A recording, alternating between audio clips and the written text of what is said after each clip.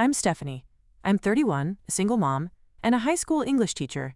But above all, I'm Grace's mother. She's 12 years old, smart, kind, and mature beyond her years. Ever since the divorce, it's just been the two of us. Her dad, Mark, lives across the country, and though he pays child support, his visits are rare. Grace understands. She's always been incredibly empathetic for her age. So when I was selected to represent my school at an educational conference in Chicago, something that could finally get me promoted to department head, I was torn. 3 days away felt like a lot. But Grace reassured me. It's only a weekend, Mom. I'll be fine. Grandpa said we might go hiking to the waterfall. She was excited to spend the weekend at my parents' beautiful lakeside cabin, the same one I grew up in. Picture perfect on the outside, but inside, it holds a complicated history. My parents, Harold and Martha, were never cruel, but they were cold, critical. Nothing I did was ever enough. Not even when I graduated with honors or became a teacher. They wanted a doctor, like my younger brother Jason. He was the golden boy. Now an orthopedic surgeon, he walks on water in their eyes. Still, I kept a polite relationship, mostly for Grace's sake. She adored them. Fishing with Grandpa, baking with Grandma, and listening to Uncle Jason's hospital stories. I tried to ignore the passive-aggressive comments and maintain the peace. As I packed Grace's things, I slipped in an extra sweater. April in Minnesota can be tricky, and reminded her to take her allergy meds. Don't worry, Mom, she smiled. We've done this before. Yes, but something about this trip felt off. Jason had suddenly decided to stay at the cabin that same weekend, supposedly to clear his head from problems with his wife. His presence always changed the dynamic. My parents became even colder around me. Still, I kissed Grace goodbye, told her to call me every night, and drove away. I watched her wave from the porch, standing between the 3 people I once trusted. I had no idea they were about to betray that trust in the worst way possible. It started with a missed call. I was in the middle of a panel discussion at the Chicago conference when I saw Grace's name flash across my screen. It was only 10 a.m., unusual for her to call unless it was important. I stepped out and called back immediately. No answer. I tried again, and again, straight to voicemail. That sinking feeling settled in my stomach. Grace was responsible. If she called during school hours, something was wrong. I texted her. Sweetheart, are you okay? Call me back, please. No reply. So I called my mom. No answer. Dad? Voicemail. Jason? Nothing. Now I was panicking. I waited 10 more minutes, which felt like an hour, and finally got a call from my mother. Oh, relax, Stephanie, she said in that icy, dismissive tone. She tripped on the trail, twisted her ankle. She's resting now. Resting? Why didn't you take her to urgent care? It's not that serious. Jason looked at it. He says it's probably a sprain. We elevated it and gave her Tylenol. She's fine. I felt my blood pressure rise. Jason's not Grace's doctor. He's an orthopedic surgeon, yes, but also arrogant and emotionally unavailable. He once told me to toughen up when I had a gallbladder attack. Put her on the phone, I demanded. She's napping. And honestly, Steph, you're blowing this way out of proportion. I ended the call and tried Grace's number again. Still nothing. My chest was tight, hands shaking. Something wasn't right. I texted, please just send me a photo of her leg. I need to see her. No photo came. That night, Grace didn't call like she promised. I stared at my hotel room ceiling, trying to convince myself they were just being careless. Not cruel, but my gut told me otherwise. And the next morning, when I finally got through to Grace, what she whispered broke my heart. The next morning, just after 6 a.m., my phone finally rang. It was Grace. Her voice was small, shaky, tired. Hi, Mom, she whispered. Sweetheart, are you okay? What happened? Why didn't you call me last night? She hesitated. Then, in the quietest voice, she said, I tried, but Grandpa said I was making too much noise. My stomach dropped. What do you mean? Grace sniffled. It hurts really bad, Mom. My leg. I can't walk on it. Last night, I had to crawl to the bathroom. I asked Grandma for help, and she told me to stop being dramatic. Uncle Jason just said I should tough it out. I was frozen. Shocked. Furious. My 12-year-old daughter, in excruciating pain, was crawling across a hardwood cabin floor, and not one of the 3 adults in that house thought to take her to the ER? Did Jason even look at it? I asked, my voice shaking. He looked at it once, Grace said. He touched my knee and said it was probably bruised, but I heard something crack when I fell, Mom. It really hurts. I was already packing my suitcase while trying to stay calm for her. Okay, baby, I'm flying home. Right now. Just hold on, okay? I'm coming. She didn't cry. That's what hurt the most. She sounded resigned. Like she knew no one was going to help her, so she just stopped asking. I called my mom again, demanding they take Grace to the hospital immediately. Her response? You're being hysterical. There's no need to disrupt everyone's weekend over a little fall. That was it. I changed my flight, checked out of the hotel, and got on the first plane home. And the whole way there, I held back tears and one repeating thought. How could they do this to her? I landed just before noon, exhausted but running on pure adrenaline. I didn't even stop at home. I drove straight to the cabin. When I arrived, no one greeted me. No, welcome back. No, sorry. Maybe you were right. Nothing. Grace was on the couch, her leg propped up on a pillow. Her face lit up the second she saw me, and that alone nearly broke me. She tried to sit up but winced. Don't move, I said, rushing to her side. We're going, right now. My mother stood behind me, arms crossed. Stephanie, really, she's… No. I cut her off. You had your chance. Jason appeared from the kitchen. Sipping coffee like this was just another Saturday. She's not in acute distress, he muttered, not even looking at Grace. You're overreacting. She crawled to the bathroom, Jason, I snapped. She hasn't walked in 2 days. That's not a mild sprain. I scooped up Grace's things and carried her to the car myself. She clung to me the whole way. At the ER, the nurse took one look at Grace's swollen leg and rushed us in. The doctor ordered x-rays immediately. Grace held my hand, eyes wide but brave. The results came back within the hour. Broken tibia, fractured clean through. I stared at the screen, heart pounding. The doctor looked at me gently and said, She needs a cast, now, and we're going to manage her pain properly. Grace looked at me, teary-eyed. So I wasn't being dramatic? No, baby, I whispered. You were in pain. And you deserve to be helped. I was furious. But more than that, I was ashamed. I had trusted them with the most precious person in my life, and they treated her like an inconvenience. As Grace was wheeled off to casting, I texted my family one line. Her leg is broken. Don't expect to see her again anytime soon. And I meant it. We got home from the hospital late that evening. Grace was drowsy from the pain meds but finally comfortable, her leg in a bright blue cast. She asked me if we could watch her favorite movie. And for the first time in 2 days, she smiled again. While she rested, I sat alone at the kitchen table, staring at my phone. It buzzed. A message from my mom. So? Was it actually broken? No apology, no shame. Just that. I stared at the screen, my hand shaking. And for the first time in my adult life, I didn't brush it off. I didn't swallow it down or pretend it didn't hurt. I called her. Hello? It was broken, I said flatly. Fractured clean through. And for 2 days, she crawled around your cabin while you all acted like she was being dramatic. Oh, Stephanie. No. Stop. Don't you dare minimize this. She was silent. You failed her, all of you. You stood in the same room as a child in pain and decided your comfort mattered more. Jason dismissed her like she was faking. You told her to stop whining. Dad didn't even speak to her.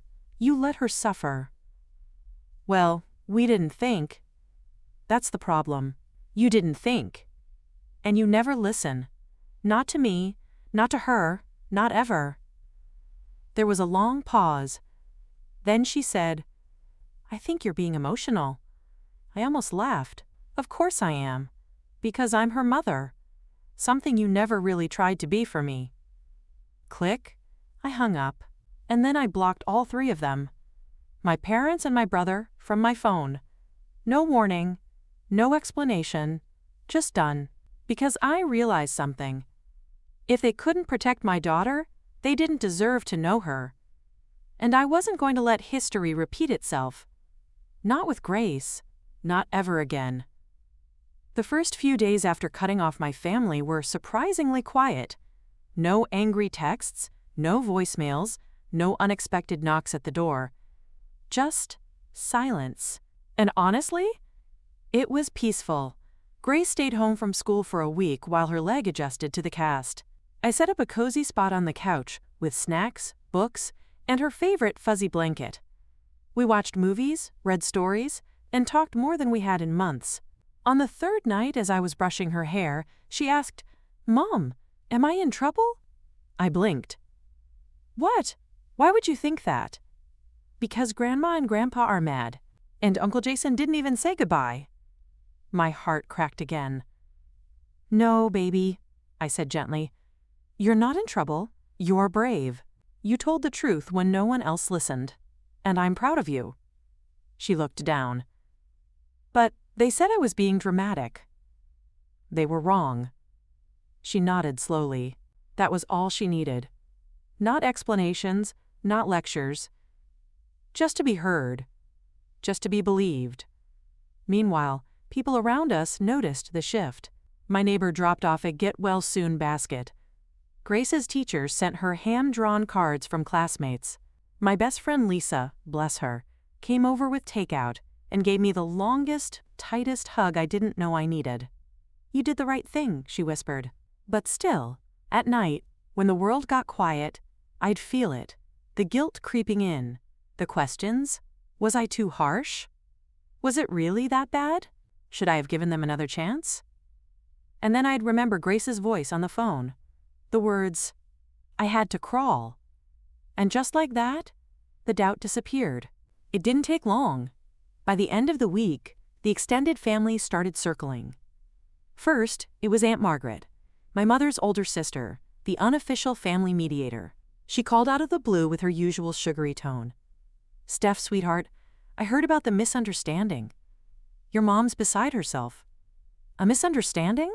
I asked. Voice calm but cold. Well, I'm sure no one meant to hurt Grace.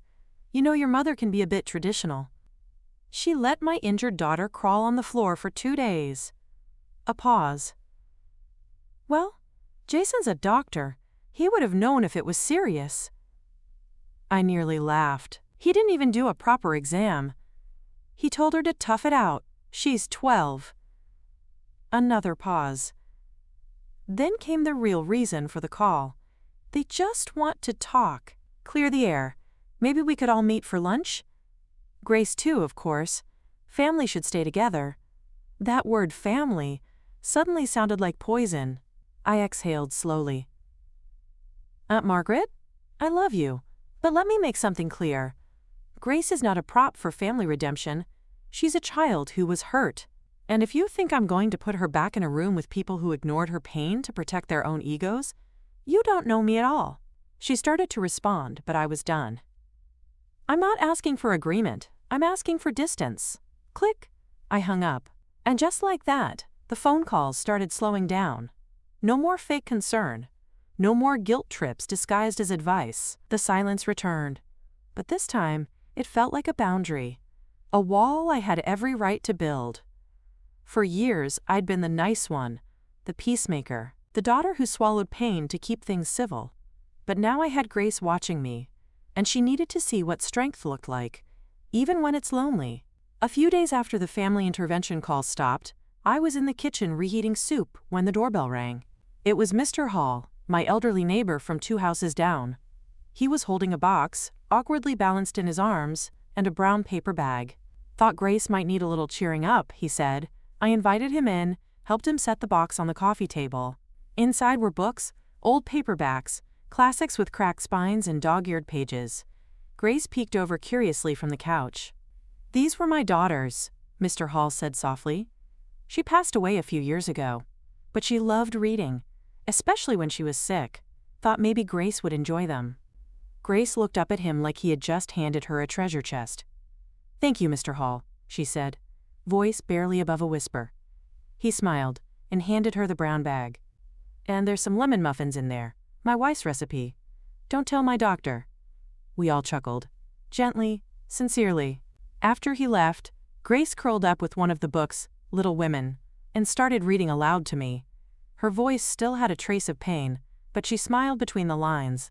That night, after she went to bed, I sat at the kitchen table and cried. Not because I was sad, but because I was grateful. Grateful that a man who owed us nothing, no blood, no history, could show more compassion in one afternoon than my own family had in years. It made me realize something.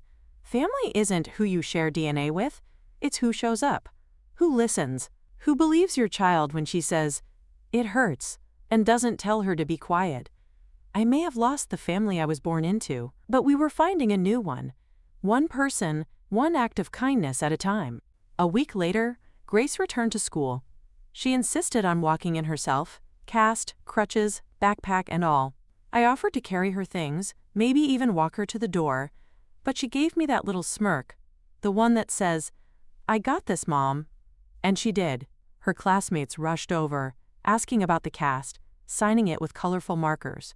Her teacher, Mrs. Bailey, gave her the warmest hug and quietly said, "We missed you so much." For the first time in what felt like forever, I saw Grace glow. She told the truth about what happened. Not in a way that was dramatic, but honest. "I broke my leg. My mom came and helped me. I'm okay now." She didn't talk about the crawling or the silence from my family. She didn't have to. The strength in her voice said it all. At lunch, I sat in the car outside, watching through the window as she laughed with her friends. Her crutches were propped beside her, and she gestured animatedly with her hands, telling some story that made her whole table giggle.